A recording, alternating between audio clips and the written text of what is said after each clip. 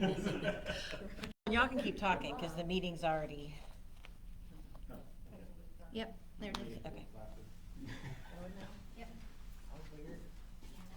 Okay, so again, I just wanna say that let's have good discussions amongst each other, so if you have a question or a concern, please air it before we put it to vote, okay? So that's very important. My concern was with the building inspector not catching it at when it was first laid out. Every building I've ever built lately, they put a string line on the dot line and check that. And I didn't want to discuss that in front of him. It's my understanding, it's not up to our building inspector to do that. Well, yes, it is. It's up to our building inspector to make sure that the building is being built within the limits. And he didn't. But the way that he does, like, so typically we get a survey that shows exactly where it's Correct. going. And this, and unfortunately, our code what they submitted, the code allows. So, Right. and we probably shouldn't get too far into Yeah, I this, don't cause get it's too not far an into it. agenda item. That would be my only concern about getting too much into the details. I think Tim was trying to keep it general, That's fine. fairly general to start. That would be we just wanna be careful Yeah, about. just, if we have questions, if you feel uneasy, let's talk about it, let's discuss it before we actually go to a vote, okay? So we are going to, sidetrack the first item, Ms. Terry?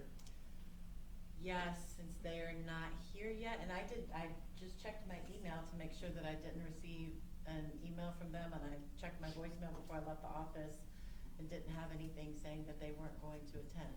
Okay, as of 6:43, they're not here, so. Okay, so let's go to the, item number 2, review proposed changes to chapter 90, zoning and growth management, article 1, introduction, article 3, general provisions, article 6, zoning districts, and article 14. Definitions, these articles are being updated in conjunction with the overall drafting of the UDO, Unified Development Ordinance.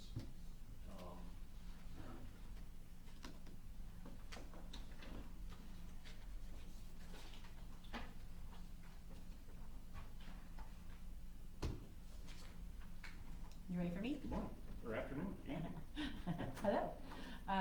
So I thought we would take these one at a time, especially because we didn't talk about chapters 1 and 2 at our workshop.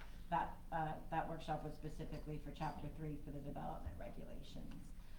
So there's not really anything notable about chapter 1. Generally, it's been updated more than anything to reference the Unified Development Ordinance instead of the growth management plan, which is what was there before. So those are the primary changes for that very first chapter. So it's now gonna be known as the official zoning map of the city of Rankin? Right, so the zoning map doesn't change. It was, we already had the zoning map, but the chapter shall be known as the Unified Development Ordinance under 90-2 title. And so you'll see that throughout this chapter is just reference to the UDO. So that's really the most significant change in chapter 1. It's a very important chapter, but there aren't significant changes being made to it. It kind of sets out the purpose of the UDO, but really that purpose has already been set out. So that none of that is changing, just the references are changing there. For chapter 2, and I think I referenced this a little bit when we talked about chapter 3. So with chapter 2, we eliminated outdated definitions as much as we could, and then added definitions for every use in the use table. Because something that is very difficult is when somebody comes in and asks if they can do a particular use in a particular zoning district, and you can't tell them that they can or can't right then, because you have to kind of guess at where that use is going to fall, because there's no definition for it. So one of the things that I had asked our consultants to do was to make sure that anything that was listed in the use table, and the use table is found in chapter 3, but any of those uses have a corresponding definition. And there are other definitions as well. A lot of them were retained from the former code, but like I said, we went ahead and got rid of anything that wasn't necessary any longer. There were several duplicative definitions in there, so we got rid of those as well. We picked the one that made the most sense for our current code and eliminated the duplicate definition. So I have a question on Sure. this. The definition for bedroom, and this is one thing that I flagged. I was under the presumption that a bedroom would have a closet, but what we're saying is if it's defined as intended for sleeping, separated from other rooms by a door and accessible to a bathroom without crossing another bedroom. Yes, and typically that type of definition, so you'll see it with that and with dwelling unit, typically those are coming from the building code. But if you'd like me to ask and get back to you about whether or not a closet should be included, I can. Please. Okay.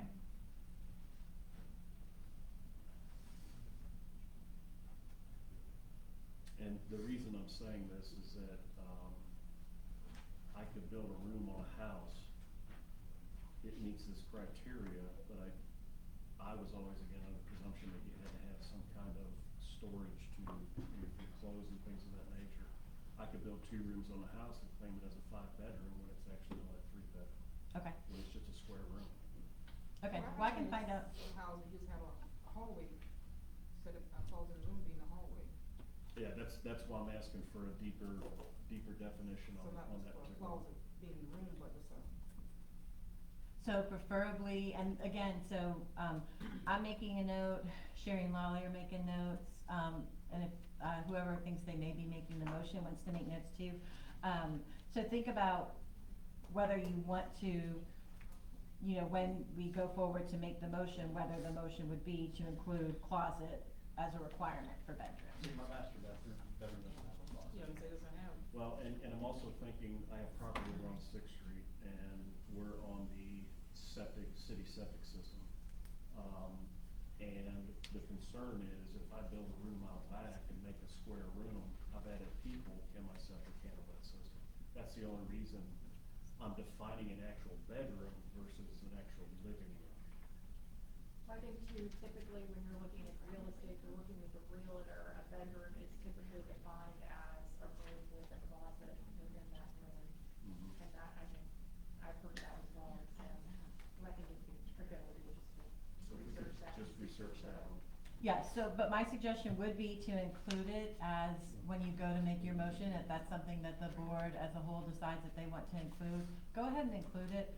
We'll do the research before we get to council, and if we can't, and all of your recommendations tonight are going to go to council before their meeting next Tuesday. And if it's something where I find that, per David, we can't have that requirement in there, then we'll make that clear in the memo to council that this was a recommendation, but per Per, this section of the building code, we can't do Okay. it, so. thank you.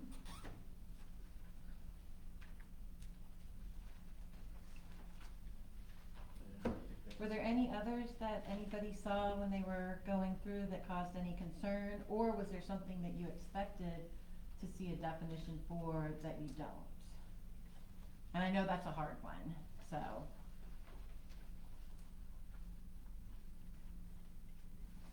The other thing I should note too is the definitions likely will be coming back to you. We need to go ahead and get it, going through the same process with the development regulations or on a similar time frame, because the development regulation chapter does rely on these definitions.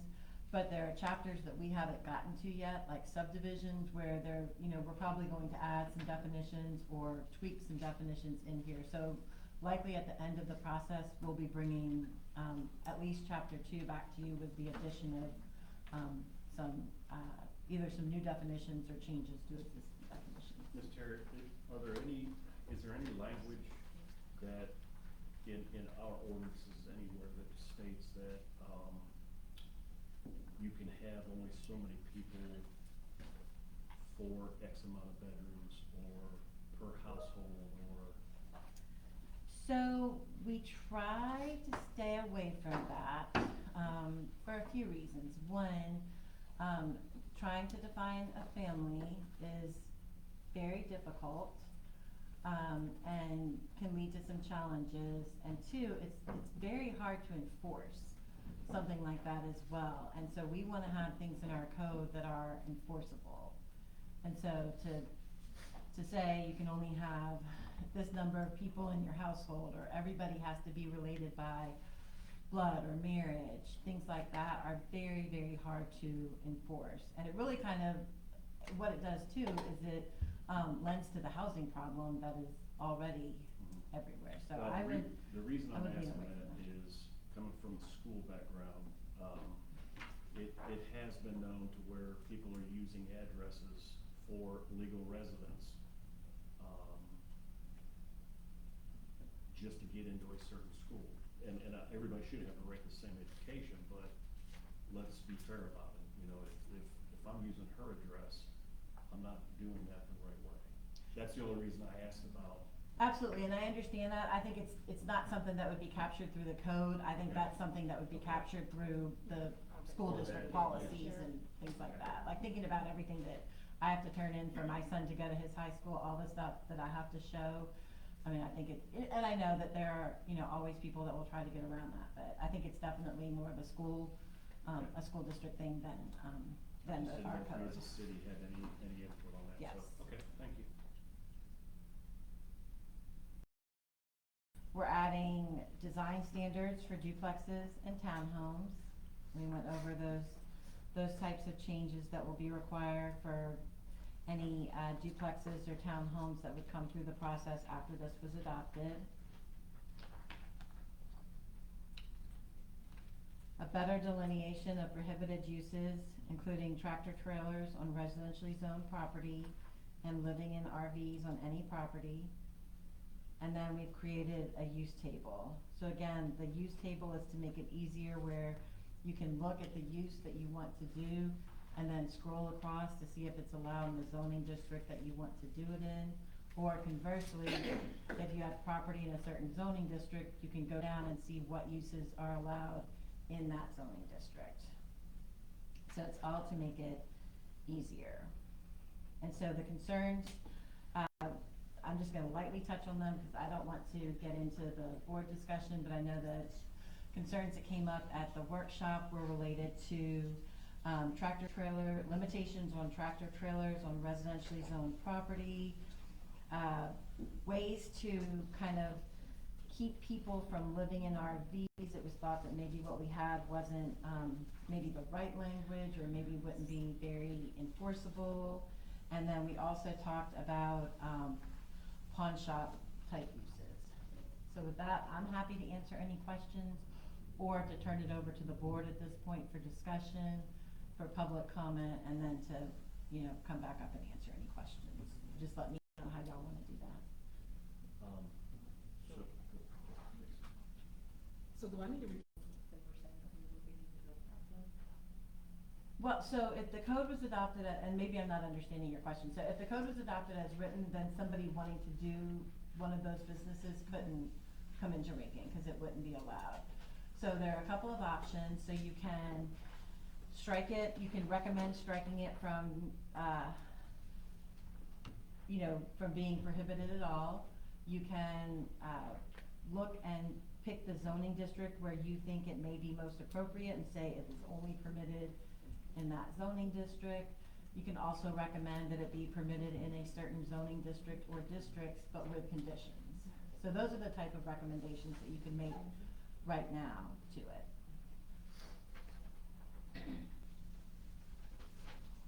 How much I just figured it's more than putting conditional uses in the way You're saying under, Yeah, get rid of 1, 2, and 3, leave 4, 4 is good. The only thing I would say is go ahead, like, remember, we're in a public meeting right now, so you would wanna, like, speak up so that everybody, So, take off, Period. Discuss that. yeah, take off the title pawn, take off the pawn shop and the cash checking facilities, and then include it into a,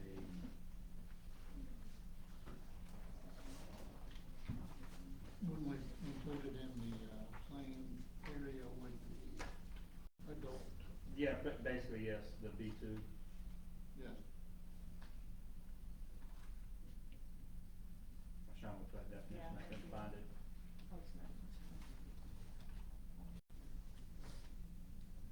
Commercial B two, yeah.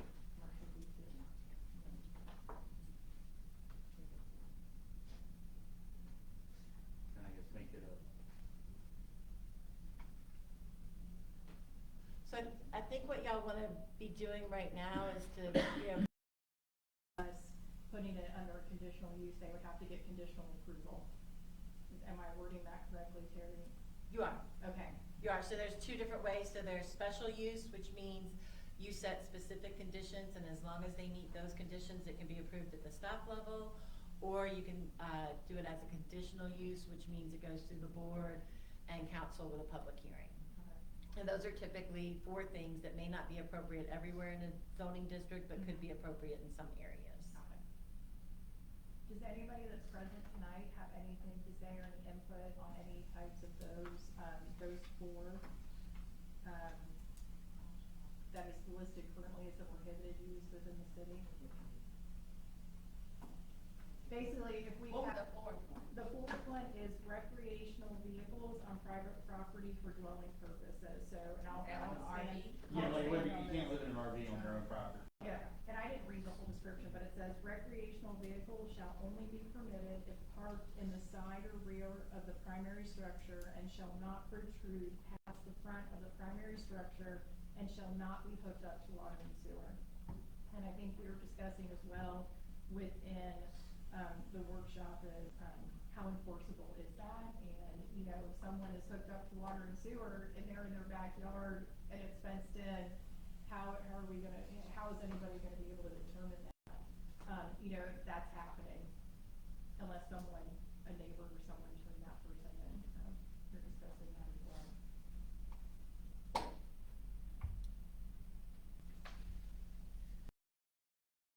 I just said, you know, that's I think we should- steps. I think we should change both of them. Yeah, yeah, that, it's on my list of things. Okay, Yeah, good. I want conditional use on a lot of things here, yeah.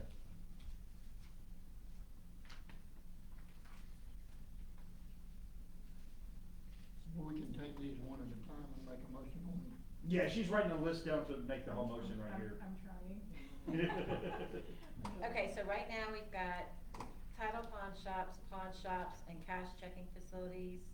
And please, anybody in the audience, if you want to, we're gonna take each of the things that, that the board is interested in changing, kind of one by one to discuss. So at any point that you want to weigh in on any of those, please just come up and state your name. Okay, so right now,